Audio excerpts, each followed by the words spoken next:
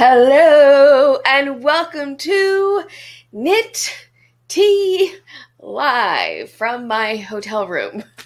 Yes, it's been a couple weeks. There's been a lot going on with my life, and so I really wanted to get on today and just talk about it, tell you what's been going on, why I haven't been live streaming the last 2 weeks, why I don't have a new video up this week, how crafting is helping me get through this time and everything. I'm going to just admit up front that I am a little bit nervous. I am a little bit nervous because I feel out of practice and I don't have like an outline in front of me like I normally do. But yeah, I'm just going to tell you what's going on, answer any questions you might have, talk about crafting through calamity, talk about how crafting has been helping me through this kind of crazy period in my life. And then we'll do a pattern spotlight because I did get Fiber Happenings updated this weekend and there's been a lot of new pattern releases. So we have just a little bit of fun. I also have a little bit of tiny, I wouldn't call it a haul, but I got some cool things in delivered that I will share with you as well. So that's kind of the agenda for today. And yeah, please make sure to say hi in the chat, so I can say hi back personally to you and let me know where you're coming from. I am obviously coming from a hotel room today. And do the YouTube things. Like, share, comment, be part of the chat. If you're watching on replay, thank you so much. Love that you are here whenever you can make it, and you can always be part of the conversation if you're on replay by commenting down below. And I think I hit all the YouTube things. So first of all, oops. Hello, Jillian, Evie, thank you so much for being here. I know that you are going through a busy time in your life right now with your recent move. I hope that is all going well. Hello, Bear. I'm so glad you're here today. Thank you for saying hi and taking time to be here. Bear is one of my like longtime subscribers, and anyway, just so appreciate you all. Appreciate everybody who's showing up live right now. Or if you're watching on the replay, I appreciate you as well. Hello, Kathleen Fry. So glad you're here with us this morning or afternoon. It's afternoon now. It's afternoon. It's noon. It's afternoon everywhere. I do have my coffee, my Contigo mug. So yeah, if you've been following me on social media, you have a pretty good idea of what's been going on with me. If you don't follow me on social media, or maybe you've missed the news, because I've been a little bit less active on social media lately just because of everything going on. 2 weeks ago today, half my house flooded. And I will get into all the details of how that happened, and I have some video that I'll show you so you can kind of see a little bit of what happened. But yeah, half my house flooded. So I have been living out of a hotel. Me and my family have been living in a hotel the past 2 weeks. We're all safe. We're all safe. Most of our possessions were fine. Like, this could be so much worse, but it has definitely been a, it was kind of a calamity. And, things can always be worse, but that doesn't mean this wasn't bad, and the flood was bad. And it was obviously unexpected because no one expects a flood in their house when there's not like a hurricane or something coming. So anyway, yeah, that's big picture what happened. But let me give you the full story. It was a Sunday morning. Picture it. It was a Sunday morning, and I was laying in bed. My daughter had come into bed with us some point during the night, because she usually does her preference is to sleep with us. She's 4. Her preference is to sleep in the bed with us, and usually at some point in the night she crawls into bed with us while we're asleep, and we just don't realize she's done it until we wake up in the morning. So it was Sunday morning, and my daughter is like, "Mommy, Mama, hi, Mama." And I'm like, "Hi, honey." And the light is coming in, that really beautiful morning light. It's really soft, and it's a Sunday morning. You're all cozy, and you don't have to rush about anything on this particular morning. it was just very lovely. And then, had to go to the bathroom. So my daughter had to go pee. So we get up and we walk down. And the way my room is, my master bedroom is, when you walk through the door, there's a very small, like 2-3 foot hallway where as you walk through the door, on the left side is the bathroom and on the right side is a walk-in closet. Well, when I got to that little bit of hallway to go to the bathroom, there was water everywhere. I mean, everywhere. And I looked, because the door was open, I looked down my hallway where all the bedrooms and the hall bathroom is and everything. And I looked down and there's water all the way down it. Like, far as the eye can see, there's water. And my daughter was freaked out. And I just started following the water, right? I go down the hallway, and for some reason I had it in my head that the water was coming from the hallway bathroom, because I wasn't hearing anything. That was the other thing. I didn't hear any water gushing when I woke up in the morning. There was no sound of water gushing. So I had no idea that our house was flooding, in the process of being flooded, until I walked out and I saw all this water. And I look into the hallway bathroom, and it's covered in water, but I don't see anything gushing, although I'm just poking my head in. And then I see the closet. There's a big linen closet next to our hallway bathroom. And I open the door, and there's all this water in that hallway. I'm like, oh my God. And I'm thinking maybe, and my husband is thinking, because I had yelled at him that we're flooding, that maybe a pipe had burst in the wall between the hall bathroom and the closet. But there's nothing. And then all of a sudden I'm like, well, we haven't checked our master bathroom. So I go back down the hallway to the master bathroom. I open the door. I look at, and as soon as I open it, I hear the gushing sound. And I smell treated water. Thank God the water was clean. And I look, and water is pouring out from behind our toilet. And what had happened is, on your toilet, there is a supply line of fresh water, clean water, that comes into the toilet, so you can flush it, and the messy goes away and the clean water comes back in the bowl. Well, that gasket that holds that supply line to the toilet failed. At some point during the night, it failed, broke open, and who knows for how long. I have no idea for how long water had been gushing out of that gasket. I have a lot of sleep issues, and I tend to wear earplugs at night, so I would not have heard it. My husband didn't hear it. Obviously, there was no water on the floor when my daughter came into our room, because had there been, she would have, said something. So, I don't know. But the upshot was, we just had water everywhere, in almost every room. There's a guest bedroom next to the master bedroom. Water had gone underneath the doorway and flooded that room. At first, my daughter's bedroom, it's actually 2 bedrooms at the front of the house, but the previous owner had cut a hole in the wall between the 2 to try to make it one big room. I thought her room was okay when we first looked.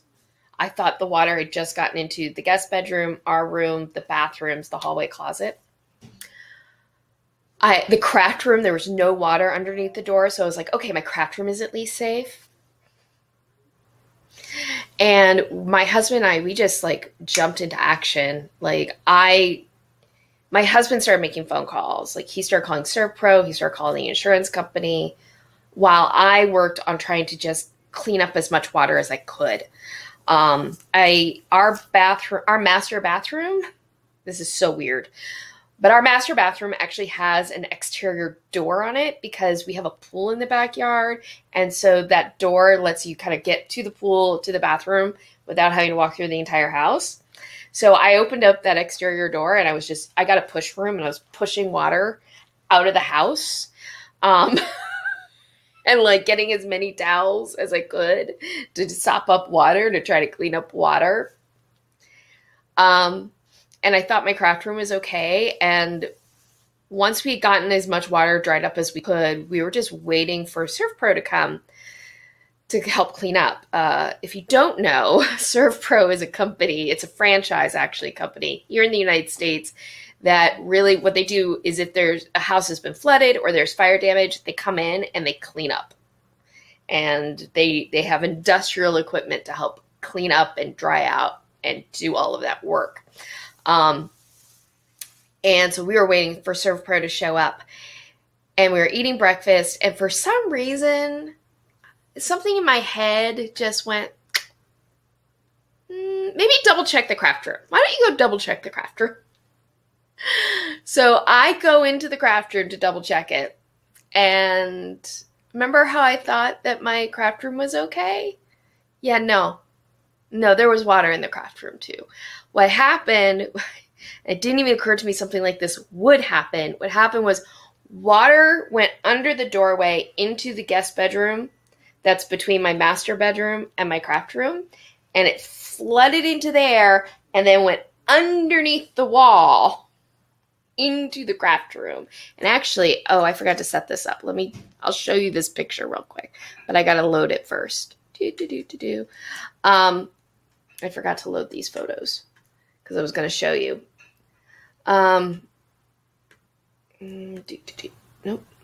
Nope, that's not what I'm looking for. Oh, so sorry. Here we go. This is what I need. This one. This is the photo I was going to show you. I forgot to load it. Okay. Thank you for your patience. I know it's always so fun. So this right here, that's the wall of my craft room. It was only about 2 inches of water, like width-wise, coming underneath the wall. Now, this is after I dried everything up, but that entire corner had water in it, and it was going underneath the floor as that was happening, because previous owners had put in like this cheap laminate flooring that we always had intended to replace, and we will be replacing much sooner than we expected. But anyway, so yeah, just that little 2-inch bit of gap underneath the wall, all the water started coming in from there. The good news what is that all of the yarn was on the opposite side of the room. Like that side, that wall is actually one of the corners is the one that I shoot into, and all of the yarn was in the closet on the opposite wall. So no water got over to the yarn. I don't think I've lost any craft supplies. Like in this way, we were really, really fortunate with our flooding because most of our possessions stayed dry. One concern I have is my sewing machine because it was sitting on the floor of the closet that flooded, and it's a electric computerized sewing machine, and I'm not sure where the motherboard is located on it, and I haven't tried turning it on yet. I'm a little nervous that the sewing machine might not be good anymore, but we'll find out. But if all I lose in this is a sewing machine, it's okay. But yeah, so not the whole house, half my house flooded. So yeah, ServPro arrived and they started measuring the walls. And the thing I didn't know until this happened is just how much water is everywhere and into places that you don't necessarily expect. Like I saw a wall and it looked dry to me and I thought, okay, that wall's probably fine. There wasn't any water near it. You know, it'll be fine. Then they measured it and they're like, oh no, there's water in that wall. And the upshot is, I'm just going to show you this video because I think this will give you an idea of the scale. This video I took after ServPro came in. They measured the moisture levels on all of our walls where the flooding occurred, and they set up fans. And they ended up setting up, at the end of the day, they had to set up 27 fans in our bedroom side of our house to dry everything out, and 3 dehumidifiers. And you'll get an idea of how loud the fans were. Down here, I was going to play this. We've got and all the fans going, you should be really loud. Audio. 3 humidifiers, right now there's 25 fans going. There's going to be more. This isn't all of them. I highly recommend not having your house flood if you can avoid it. Just one bathroom. Look at this. Oh my gosh. Here's my craft room right now. A lot has been taken out. Right there. That's where it flooded.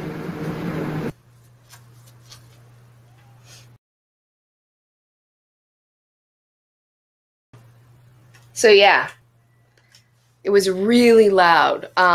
Those fans had to run for a week inside of our house, basically. They set them up on a Sunday. They didn't actually, originally we weren't even able to have all the fans going, but they set up those fans on Sunday. The fans were removed, not this past Friday, the Friday before. But there was another complication with all of this, which is,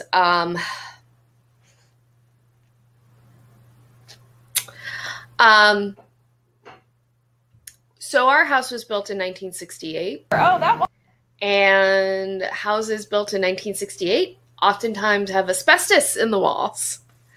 And so they had to come in and do tests to find out if there was lead in the walls or asbestos. There was no lead in the wall. We were lead-free in terms of paint. Yay.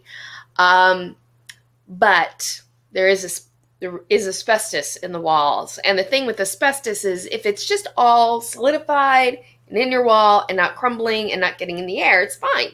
Just leave it alone. But if you have to cut into the walls, which we have to do in order to work on the repairs on the house and to avoid mold developing, well, then you need to bring in a special asbestos abatement team to do all that safely. And yes, we have asbestos. So this past week, after the fans were removed, the asbestos team came in, and they have been working on our house. They finished up their work on Friday, but we had to have somebody come in. An inspector had to come in yesterday. I was at my house all day yesterday, in the safe part of the house. The safe part of the house that's now a storage area, basically. But he had to come in, go into the area where the abatement team had been working, take tests to test the air to make sure it's safe to go in now and start renovating the second part of my house. So yeah, I actually have no idea right now what my bedroom side of my house looks like. I'm going to play this video real quick. I'm going to mute it though. But this right now is what my living room area looks like, because we basically took all of our stuff from the bedroom area and moved it over into the family room and the kitchen everywhere. So this has all been turned into storage. Right here, you can see my craft supplies. That all came out of my craft room because we had to take everything out pretty much from where the ServPro had to do their work, because they didn't just come in and set up fans. That was the first step. They also had to come in and remove most of the flooring. And what you're going to see after this bit of stuff here with my craft supplies is I'm going to go into the bedroom side of the house and look at what it was like after their fans were removed, after most of the flooring was removed, and but before the asbestos team came in. The floor. Come into my master bedroom. Here's all the torn up floor there, all gone from my closet. All the baseboards have been removed. Most of the flooring has been removed. All of that flooring is going to be removed because you can't just put in flooring around it. Well, I guess you could, but it'd be a crappy way to do it. Yeah. See that tape right there? Water in that wall. My bathroom. This is original tile, I'm pretty sure. I'm pretty sure this is the original vanity. Water got underneath the vanity, and they removed the kickboard to the vanity. So all that was removed. Guest bedroom. This was flooded. They covered the bed in here in plastic. All of this was flooded. There was water all through here, all the way down into this bathroom. Did they remove the kickboard under there? Yeah, they did. All of this was flooded. This closet was flooded. This room was flooded. You can see the original sheet linoleum that was in this room. This was underneath the floorboards. Really fun thing when they demo an old house. You never know what flooring you're gonna find. This room, this is my daughter's room. This is the only room that didn't get flooded. This is my craft room. Right there, that's the corner I shoot into. Thankfully, none of the water got over here, but they did have to remove all the flooring. But this is where all of my yarn was stored. But this is the corner where all the water came through from the other bedroom. Because it didn't come through this doorway. So yeah. Why did it come through this doorway? But that is what my house looked like after ServPro, but before the asbestos team came in. I don't know what it was like. I don't know what it's like right now. From all the exterior walls, actually all the walls where there was water that had blue tape on it, they have removed, I know, at least 2 feet of drywall. So all of that's going to have to be replaced. All the flooring is going to be replaced. We had always planned to, at some point, renovate the second half of our house. When we moved into our house, the way the kitchen and the living room and the family room is not how it was. We did all of that work before we moved in. Now we're going to, and we always planned to do the bedrooms and the bathrooms later, after we had saved up some money and, you know, later. Well, later is now. Later is now, unexpectedly.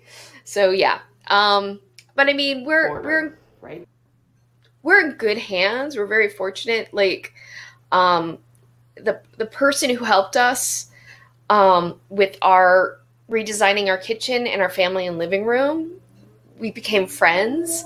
And when we posted on Facebook that this had happened, the flood had occurred, she texted us that day and was just like, I know we always plan to renovate the second side of the house. Whatever you need, I will squeeze you into my schedule. You know, basically, like, I'm here to help you. So, you know, it's just, right now, though, I just don't know the timeline of when everything is going to happen. I don't know when I'm going to have to move back into my house. That's really stressful. Insurance right now, our house is fully insured. So insurance is going to cover a lot of the cost of this. Thank goodness. Insurance right now is covering us staying at a residential inn hotel. Thank goodness. Like, things could be far, far worse. As much as I feel displaced, and I feel very displaced right now, I don't feel like unsafe. And so that's a huge privilege, and I'm incredibly grateful for all of that. But at some point, the insurance company is going to be like, okay, we're not paying for a hotel anymore. And we are going to have to figure out how to manage that situation, because we have right now, we have exterior walls. I don't know what it looks like, but I know factually that we have exterior walls where the drywall has been cut out and the insulation removed.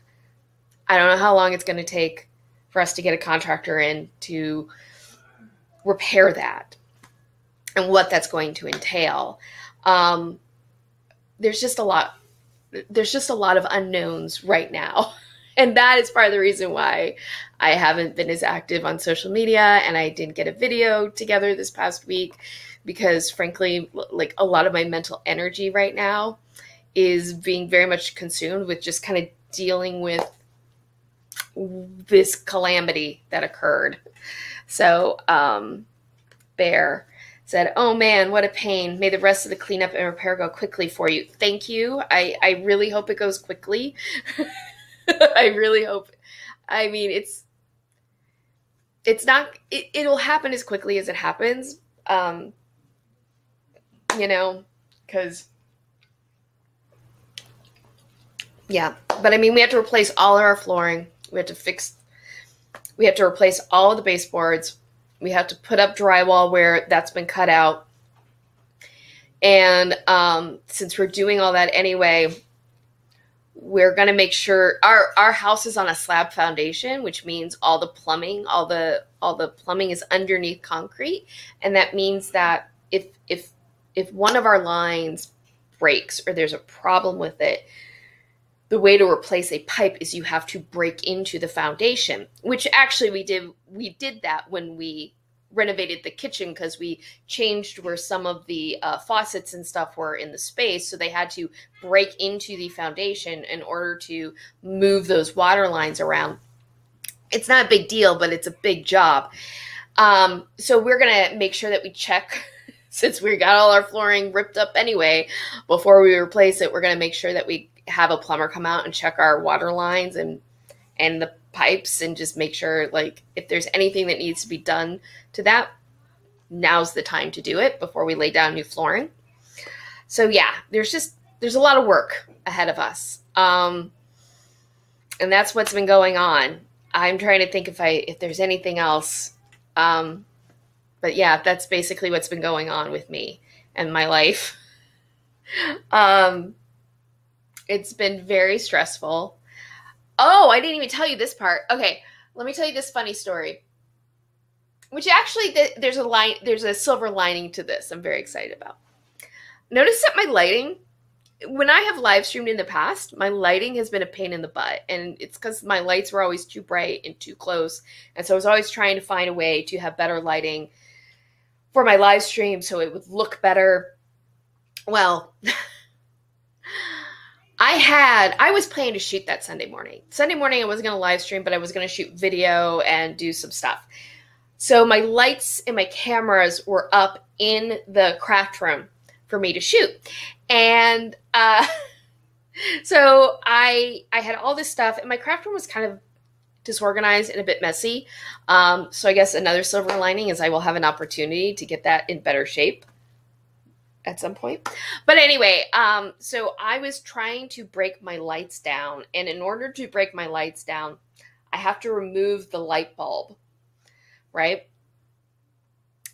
So I'm removing the light bulb. I'm unscrewing it. And it's this big compact fluorescent light bulb. It's not just like one that you put in a normal, living room lamp. But it's a big compact fluorescent light bulb. And I'm removing it. And as I'm removing it, I say to myself mentally, don't drop this.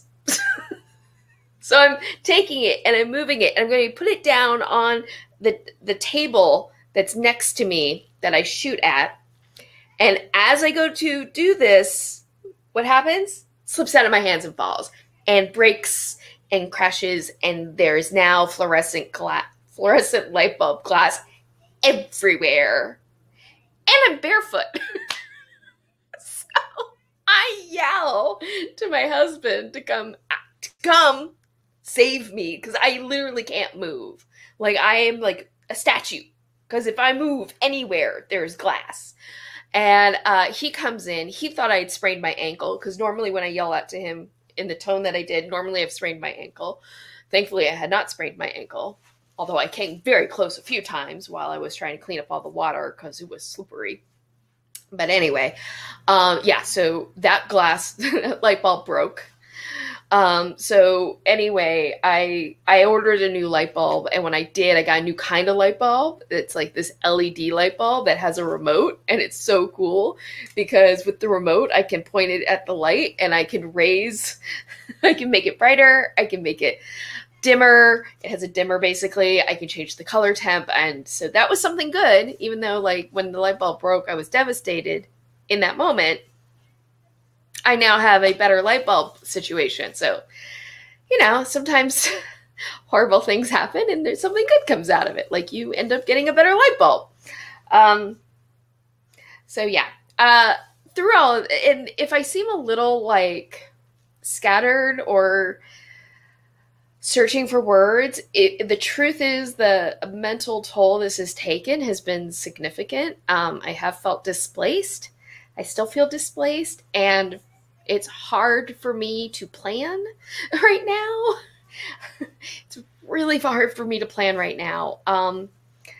Because I'm out of my environment and trying to figure out how, like, even trying to figure out how I was going to live stream today was a little bit like, was a lot of mental energy. So, that's one of the reasons why I haven't shot a video since all this has happened, is just like, I just can't seem to bring myself to expend the mental energy to figure out how to set up my camera, set up my lights. I try to shoot a video. It's not true. I tried to shoot a video earlier this week,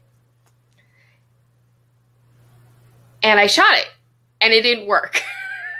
But I did. It didn't work. There were reasons. It was technical stuff. It didn't work. And at that point, that was actually last Sunday. And so it's just been really mentally. I'm pulling myself together, though. That's the thing. I'm starting to pull myself together mentally. I'm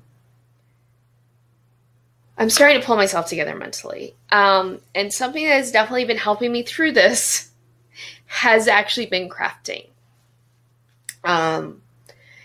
Crafting has often been a place of solace for me, like when I felt stressed or just a little bit down, or I just need like a moment of zen or whatever. I've always done well picking up something and just start concentrating on making something. My brain focuses, I just feel better. Everything else can kind of fall into the background, and it just gives me a space to be fully present. And then the anxiety comes down. And I once heard a really amazing thing actually, it was while I was working on my show, I Am Jazz. Jazz has a cousin who's a therapist, and Jazz was having a moment of anxiety, and her therapist said to her, anxiety cannot exist in the present. Anxiety only exists in the past and in the future. It was such a light bulb moment, and I think why crafting helps me with my anxiety so much, because in the moment, you're just in the moment. You're present, and what is in front of you is what is in front of you, and it's manageable. Anxiety is so much about worrying about what happened in the past and ruminating on it, and I'm so that person. Or worrying about the future and all the possibilities, and almost like, and I'm also this person, like I'll just start making up scenarios in my head, and then I start reacting to those scenarios in my head as if they are actually happening. And it's like, I have to remind myself, Carrie, that's just a story you're telling yourself right now. You're just telling yourself a story. Stop it. And crafting is something that keeps me in the present. Like when I'm crafting, when I'm knitting, when I'm seed beading, when I'm whatever it is, when I'm card weaving, we'll talk a little bit about tablet weaving. I'm just there in the present, fully and completely. And so that's always been the case, and has certainly helped me right now. I've needed to stay present a lot, because it's really easy for me to start stressing out about all the work ahead of us, that I can't do everything at once. There's steps that we're just going to have to go through and work those steps, and we're doing it. And then, I can't worry about, for example, the inspector, like I said earlier, he came to test the air, still waiting for those results. Can't do anything. All I can do, it's just, that's out of my hands, so I can't worry about it. I'm just going on the assumption that the air quality is fine, that tomorrow the abatement team can come in, remove all their equipment. I will shoot a video probably of what that looks like. And then we'll see how we move forward from there. And that's just, one step at a time. That's all you can do. But yeah, crafting has definitely been helping with the anxiety level and the worry. And there are times when I've just been like, I just need to sit and craft for a minute. And but there's something else that I've realized with that helps with crafting and knitting. And by the way, I would love to hear from you if there's ever been times where you have found something unexpected happened that's overwhelming, and if crafting has helped center you, because it has certainly helped center me.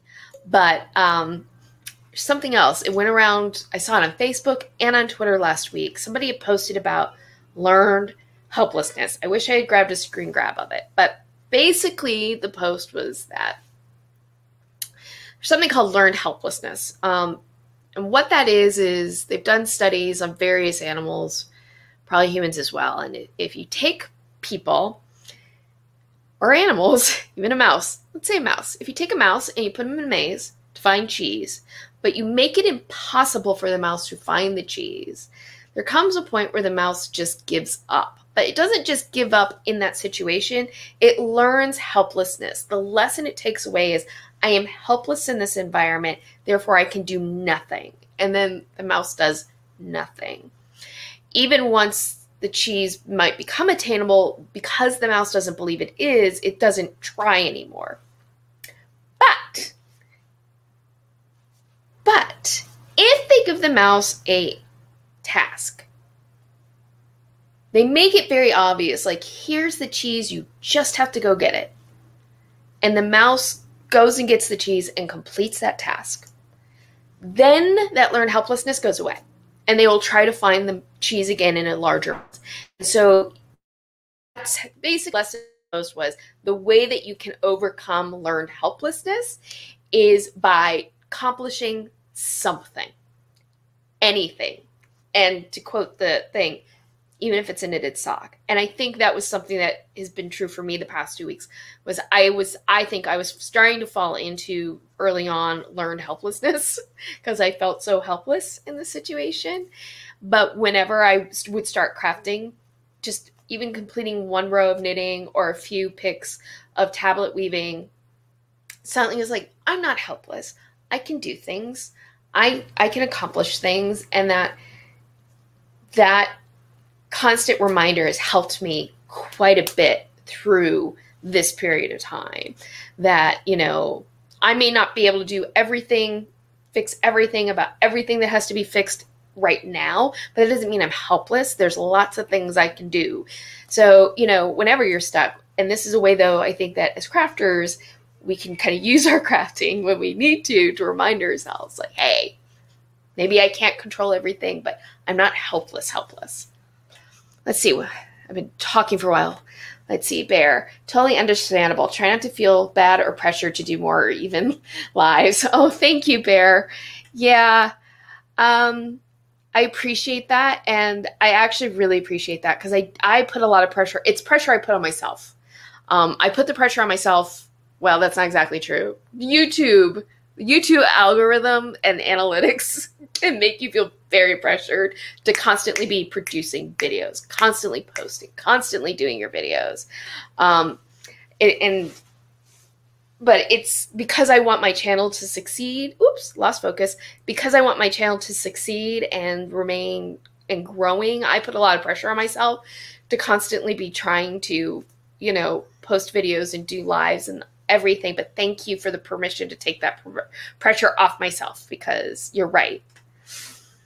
James, yeah, no worries. If you can't post or can't post as much as usual, we'll be here when you're available. Oh, thank you.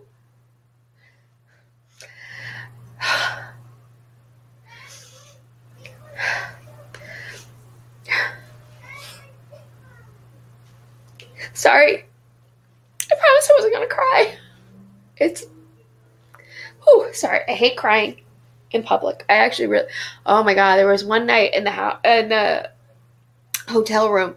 I didn't even tell you about all the hotel moves. I'll tell you about all the hotel moves, but there was one night, I deal with restless leg syndrome, okay? And normally it's just, I'm overtired and I need to go to bed, and that usually just going to sleep fixes it. But lately it's just been like 9 p.m. and my legs start going crazy, and there's something going on, and my legs were feeling antsy and crazy, and I think it was just stress, and I just had to like go into another room and cry my eyes out. But anyway, it helped a lot. Actually, crying helps relieve stress. When you need to cry, cry.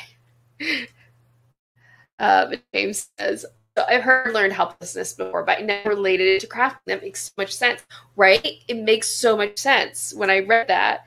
And it's something I keep reminding myself in moments when I've been feeling overwhelmed. Just like pick up some needles, pick up some fiber, make something. You know, you'll feel better. You'll feel less helpless. You can control this. Oh, yeah. The first, I swear to God, like I said, this is week 2. This is the end of week 2 since the calamity. The first week, Sunday, ServPro showed up. They told us, like, we probably would need to find a hotel because it was going to get real loud with the fans. And we have a cat, and we couldn't leave the cat in the house. So we had to find a hotel that would take a cat. And so my husband, he just basically made a reservation at the first hotel that said they would take cats, which turned out to be a Marriott Fairfield Inn. Well, when we drove up to the Fairfield Inn, right across the parking lot was a Residence Inn, a Marriott Residence Inn. And I was like, oh, I bet they take cats too. That would be better because Residence Inn, it's all suites. So anyway, Monday, we finally got a hold of our insurance company, and insurance companies have an entire department whose job is to help you find temporary housing when something like this happens. So by the way, if you ever are in a situation where your house floods or anything like that, and you're worried about where you're going to stay, your insurance company will help you with that because it's something that's covered. If your home becomes uninhabitable, your insurance company will help you find temporary housing. So that's just something to know. Help ease your mind if you're ever in a calamitous situation like I was. But we got in touch with them, and they were going to get us into the Residence Inn, but they couldn't. We really needed a 2-bedroom because there's 3 of us and a cat. We really were hoping to get a 2-bedroom. Just to give us ourselves more space, but they couldn't get us into a 2-bedroom right away. So we took a 1-bedroom suite, which was fine. I mean, it was fine. It was just great to have a suite over a hotel room because then we had like a table we could actually eat at. Before that, we were eating dinner on the floor in our hotel room. But anyway, I digress. But my husband, when we got the reservation, my husband was at the house with ServPro. He texted me that we could check into the other hotel. So my daughter was at preschool, thank goodness. So I was left in the position of packing up our entire hotel room. And we had a lot of stuff with us. And we keep bringing more stuff over from the house. But anyway, I had to pack it all up and get it across to the Residence Inn across the parking lot. So I did all that by myself. It took 2 trips, but I did it. And then on Friday, we were able to move rooms into a 2-bedroom suite, which was amazing. And the hotel was such an easy transfer. They made it so easy. They had us on the same floor. But again, my husband he was actually working that day. He got a job. So he had to work. And so, again, I had to pack up the entire room and move it all myself. So it's like in 2 weeks, I've been in 3 different hotel rooms. So what I mean. It's been crazy. It's been crazy lately. Jillian Eve. I understand the pressure to produce and all the behind-the-scenes stress we can put on ourselves for creating content. I'm here for you if you need to talk. Oh, thank you, Jill Evie. Thank you so much. I so appreciate that. If you don't know, Evie is a YouTube creator. Her channel is focused on spinning. She also does weaving videos and everything. And I mean, check her out. Check her out. I've done a little bit of drop spindle spinning. I'm not sure spinning is my craft, but I still love watching her videos. I love watching her talk about spinning. I love watching her videos on weaving because I feel like weaving could be my craft. So anyway, thank you everybody for all of the support. I so appreciate it. It's been really stressful.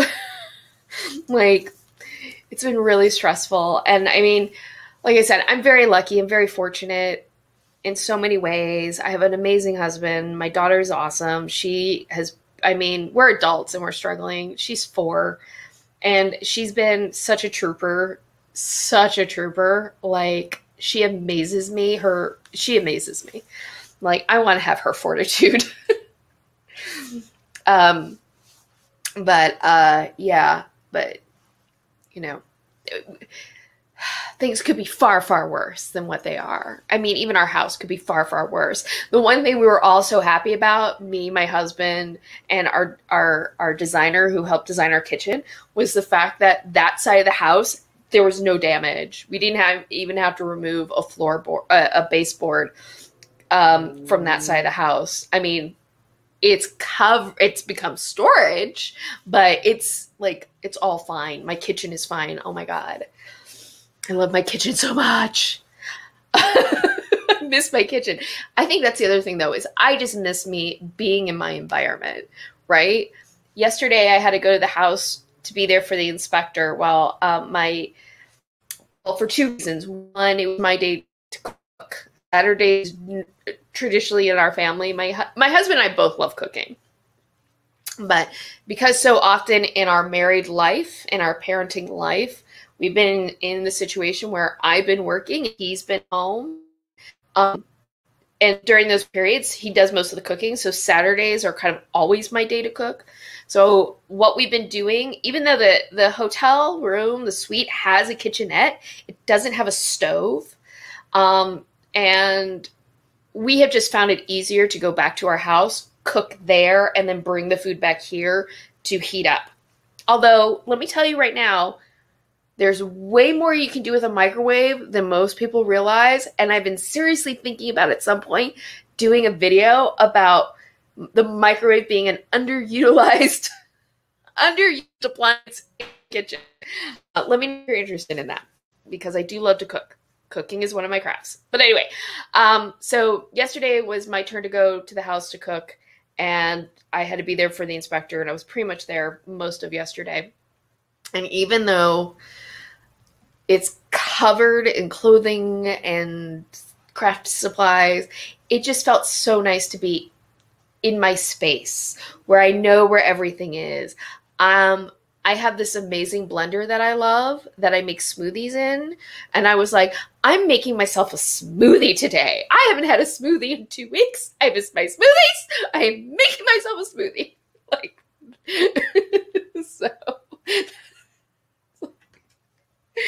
so much cooking can be done on a microwave and a rice cooker. Absolutely. So much cooking can be done on a microwave, a rice cooker, an Instapot.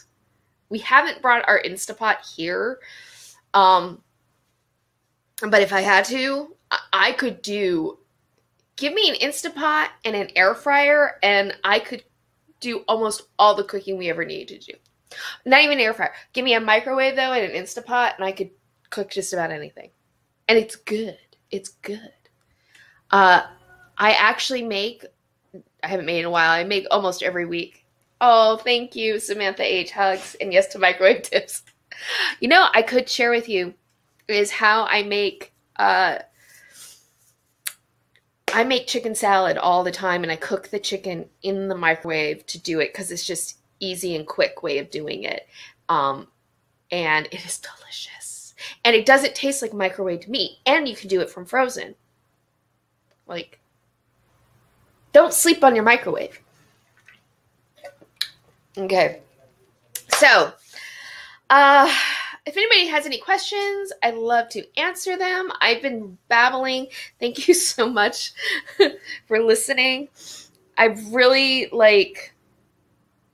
needed to share, and I just appreciate all of you being here and your supportive words. Let me show you the actual crafting I've done that has helped me through everything. I haven't brought a ton of projects with me, but I have been working steadfastly on my Amberine shawl. This is wrap. It's a wrap. Amberine wrap. This is the project that you all helped me decide to cast on. The pattern is by Amy Snell. I will, after the live stream is over, I will put a link to the pattern down in the description box. But this is where it's looking. And I've gotten the first half of it done. So the way this is worked is it's a modular project. So you start off knitting a center triangle, right? Let's see if There we go. A center triangle, and then you build the other triangle off of it. And, you know, I will say picking up stitches has never been like my favorite thing to do in the world. But for this project, I have to pick up stitches, and I'm getting better at it. It's amazing how when you do a project that requires you to do a skill that you don't necessarily love doing or don't feel good at, you do a project that requires that skill, you get better at that skill. But I got the first half of the triangles done. So now I'm starting the second half of the triangle. So that's where I'm at with it.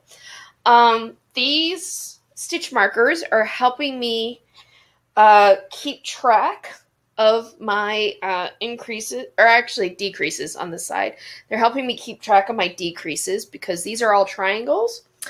And if you didn't know, and when I learned this, it blew my mind. The way in knitting that you create a 45-degree angle with triangles is doing an increase or decrease every other row. That's how 45-degree angle works. So that's how you create triangles, is you do, in this case, for this triangle, a decrease every other row, but I sometimes forget to do my decreases. So what I do is I put a marker. I'll show you this one. I put a marker. Basically, this is the halfway. This marker is the halfway point. This marker was the quarter point, and this is the 3/4 point. So all I have to do is count my stitches up to this quarter marker and up to this 3/4 marker. And if I have the same number of stitches on both sides, I have managed to remember to do my decreases on both sides. So that's how I'm able, that's how I keep track that I've done my proper decreases. A couple times I have forgotten a decrease, but I only had to rip back a couple of rows because I basically, this has a the vertical repeat. I just make sure after each little second of the knitting that I make sure I count so that I'm never having to rip back too much if I've forgotten a decrease.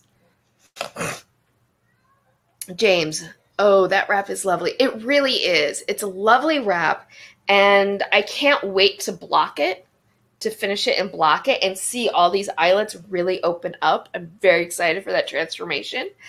And I love this yarn, guys. I love this yarn. If you were here for the live stream, maybe you remember, maybe you don't, but this is the Valley Yarns Northampton worsted weighted yarn. This is from websyarn.com. This is their store brand, is Valley Yarns. I am in love with this yarn. I have so enjoyed it. I am not an affiliate of yarn.com. They don't seem to be accepting anybody into their affiliate program anymore. If they were, I would become an affiliate because I love this yarn so much. Anyway, so yeah, so that's this project. The other thing I've been working on is tablet weaving. I started before the flood. I started trying to tablet weave again. I've had some posts on social media about it. Maybe you remember on YouTube in the community tab, I had this packet of like, what do you think this is? What are these for? What they're for? They're fishing swivels, and it's something I can help with tablet weaving. At some point, I'm going to do a video, an update video on my tablet weaving journey. But before the flood, I had started trying my hand at tablet weaving again and practicing, and this is where I'm at. This is my latest practice piece. And yeah, I'm very, oh, that's the wrong side too. That's the wrong side. This is the right side. Here we go. This is the right side of it. So I've made this band, and this was a very long band that I made.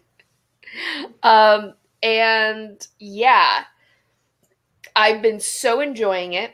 And my plan is to, part of the reason I wanted to learn tablet weaving is I have this knitted bag that I made a while ago with the yarn that's I used for this band, that I want to make a band with this sort of shape, but with all the colors that are in the bag that I made, and use this as a purse handle.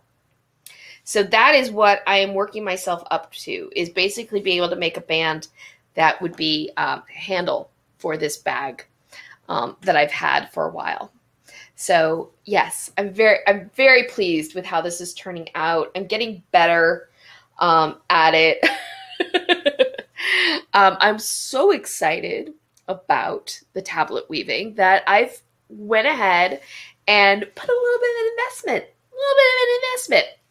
If you haven't seen my video on my first attempt at tablet weaving, I will link that down below if you want to look at it. But I made my own tablet weaving cards with just a deck of cards from the Dollar Tree store, and they have worked very well. They have done the job, but I felt like it was time to invest in some professionally made tablet weaving cards. So this is the deck I decided to get. The reason I just decided on this deck, I haven't opened them up yet. This just arrived yesterday. I just got my hands on them yesterday. But I decided on this deck because it has a center hole here that can help with being able to put like a chopstick or something through this middle hole, and that helps kind of just keep the cards organized, or so I've been told. We'll find out how well it works. So I invested in a new deck of cards, tablets, and I got a book! This is card weaving book. It is by Candace Crockett. I don't know a ton about Candace Crockett. Well, I read the biography on the back. Candace Crockett is professor of art at San Francisco State University. An important theme in her career as an artist has involved using historical and ethnic techniques in fresh new ways. Her work appears in corporate collections, and she has the complete spinning book. But she did a series of videos in the 70s or 80s on tablet weaving, and you can find them on YouTube. And I watched those videos when I was first trying out tablet weaving. So I've gotten the book, and I'm very excited to start like reading through it and seeing the different kind of tablet weaves I can do. There we go. Tablet weaves and stuff that I can do. And just learning more about tablet weaving. So I'm very excited to be on this tablet weaving journey. If you're all interested in weaving, I will say I think tablet weaving is a very approachable entree into weaving, or at least I'm finding that to be the case, because it really requires minimal amount of equipment. You don't need a lot. You don't need a big fancy loom. You can use a backstrap method to at least try it out, which is what I've done. And you know, right now, I don't have a picture that I can just show you, unfortunately, but check out my social media, because I'll post it again. I think I have it in the community tab, actually, for my YouTube channel, but right now, my loom is literally 2 C-clamps on a heavy-weighted table with a dowel on it. In it that I can tie basically my warps to. And then I'm the other point in the loom. So that's how I'm doing it now. So yeah, I was very excited about getting these, and probably after the live stream I'm going to start reading through the book, because I'm going to have some time to just breathe and do that. Oh, something I didn't mention, another thing that's kind of been getting in the way of me trying to shoot videos is I got a job. I got another paying gig. The timing was very fortuitous. Very fortuitous. Because I was literally like, not this past week, because I started the paying gig, but the week before, I was literally like editing a video. I had one video that I was in the middle of editing when the flood happened. So I was editing my video, and then I was just kind of like zoning out, crafting or watching Chinese drama. That's a thing I kind of enjoy, is actually like these Chinese dramas. If you're ever interested in hearing about more on that, I'll tell you about it. But oh my gosh, time has gotten away from me because I've just been talking. So yeah, I'm going to do just a quick pattern spotlight because there are a lot of new patterns that have come out this past week that I wanted to share, and some really lovely things. And it's always nice to look at the pretty string. So, but I'm going to pretty much just show what I have that's on Fiber Happenings. And of course, you can go. I have a link to Fiber Happenings down in the description box if you want to go and check those out. And support these amazing designers who are offering their patterns on off Ravelry platforms. So let's see, here we go. So first up, we have from A Bee in the Bonnet, the Pro Grade Orbit mitts. So these are fingerless mitts that she has created, and it features, I'm pretty sure that it's a traveling stitch pattern going up the center. And her inspiration for this was, in fact, the moon. And the fact that the moon has what's called a prograde orbit, which means that the moon orbits around the Earth in the same direction that the sun spins. So you learn a lot of fascinating things in the world of knitting and crochet. I did not know this about the moon and having a prograde orbit. So it's a lovely pattern. She rates it as being kind of a intermediate pattern, and it is lovely, just lovely. Next, from KBJ Designs, she has what she calls her Felicity sock. And I think this is a really neat sock pattern. It features kind of these small details, and I think it's a little bit of a celebration of the happiness you can find in the little things. It has these small details like the eyelet pattern in the leg. It has a small braided detail down the line of the sock.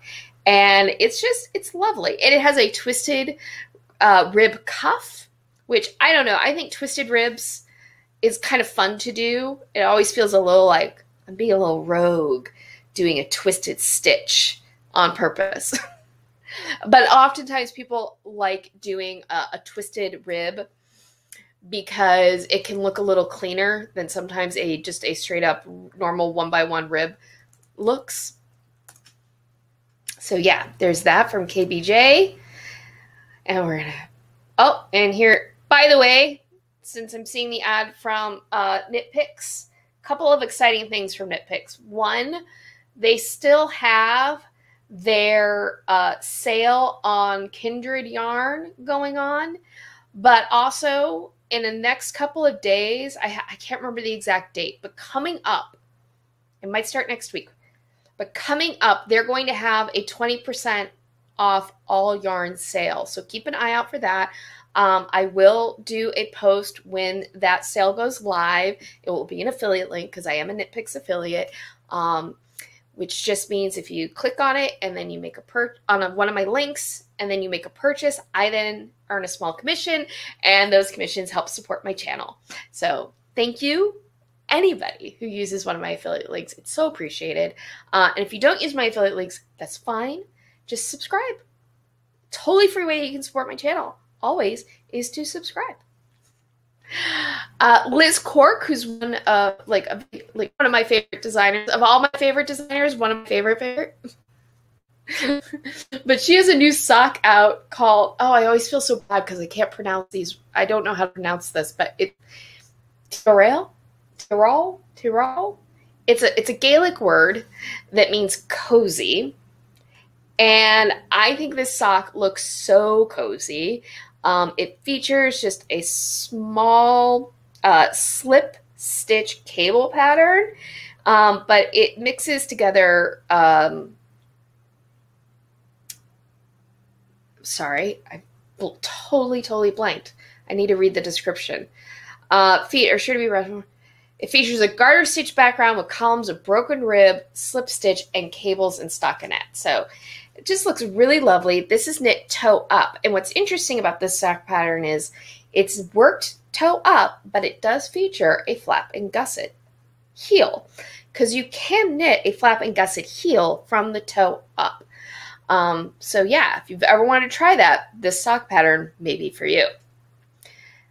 Next, we have Periwinkle Dragon Designs. She has a new cowl, the Curling Leaves cowl, and this picture she sent to me of it is very much showing this textured stitch pattern. I am going to go to her website real quick to look at it, though, so you can get a better sense of what the cowl looks like. So that's the cowl. I think this is such a lovely, the colors of this just look like, I know she calls it the curling leaves, but this color pattern reminds me of just like, you know, when there's the last burning embers in a log fire. That's what this reminds me of. So beautiful with its like bright orange and on the dark background. Just lovely. Periwinkle Dragon, Carolyn Lyle, she has so much of her work is just so fresh and original, and but I think this is just a lovely, lovely pattern. Next up, this is from Sarah Dawn's Design. This is the Looking Back socks. Now, this sock is not on sale through her platforms. This is actually a sock that appears in the Nomadic Knits magazine. So the website link will take you to the magazine. But this is a new pattern that is featured in that magazine, and it features a cable pattern that's bordered with honeycomb cables, which I love honeycomb cables. I just think they look so squishy and comfy and cool. I love anything honeycomb. There's something about the shape of honeycomb that just always makes my heart sing. And this is a calf length sock. But I think one of the cool things that she's done with this calf length sock is that she's given plenty of wiggle room for you to be able to kind of get that calf shaping to fit your calf. So that's it. That's all the new patterns that are on Pattern Spotlight. But one other thing from Sarah Dawn's Design, I'm going to just scroll past. Still have very cool patterns up from other designers from the last few weeks. Down, getting to here it is. Also from Sarah Dawn's Design, she has, almost every month, Sarah Dawn has a knit-along and sale. And this month's knit-along and sale is the Cosmic Crochet Cowl. So she does both designs for knitwear and crochet, and this is a crochet project. So if you are interested in that, you can check all of that out. I know, I'm kind of rushing through Pattern Spotlight this week, but just because I talked so much about my calamity. There we go. I talked so much about what's been going on in my personal life. I didn't leave a lot of time left. And I'm amazed. I hope when I watch this back, because I do watch back some of the live streams for various reasons, I hope when I watch this back that the live stream has stayed stable, because I'm on the hotel Wi-Fi, and I'm sure there has been some glitches here or there, but it has held up much better than I expected it to, so yay. I was very nervous about the Wi-Fi stability. So, yeah, let's see what Despair says about the Looking Back socks. I love the look of it. Yes, it's a really lovely sock. I think that it's one of those socks. It feels very kind of traditional knitting to me, but not boring traditional. It just looks like a timeless, I think that's it. It's timeless design. Oh, thank you. Thank you for that to know. The glitches have been small and very manageable. Yay. I know, like, because what'll happen on my screen is a little bit of black will pop up and then it'll go away. And that tells me there's been a glitch. But other than that, it's hard for me to know how stable the stream has been. So, yeah. Unless anybody has any questions or anything or comments, I'm going to start wrapping things up. So what's coming up for the channel? I honestly don't know. I just don't know right now. I don't know. The truth is, I have been planning all year. It's October, and I have been planning to do a series of sock videos for this month. And the week the flood happened was the week I was going to start shooting them, basically. And obviously that didn't happen, and I have not shot them, and I might be doing a Socktober in November. I don't know when I'm going to be able to shoot another video because I started my job on Monday. It's not a long job. It's only going to be for a few weeks, 2 or 3 weeks, but we right now are about 10, 15 minutes from our house, which is very manageable. But it also means that our mornings, we don't have as much time in the mornings to get our daughter up and going into preschool because our drive is a little longer. So I just don't know when I'm going to be able to shoot a video next, is what it comes down to. Because I'm having a hard time finding the time to do it during the week because I'm working. And after, I'm just fried. I'm just emotionally and mentally fried at the end of the day, and that's just the God's honest truth.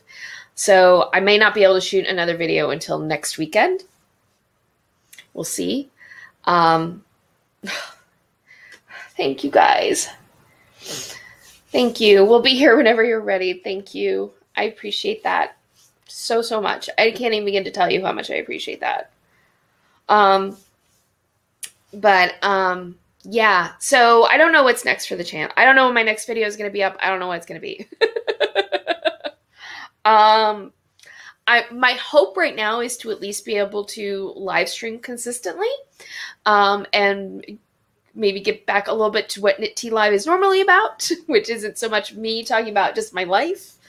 That's not something I do a ton of normally.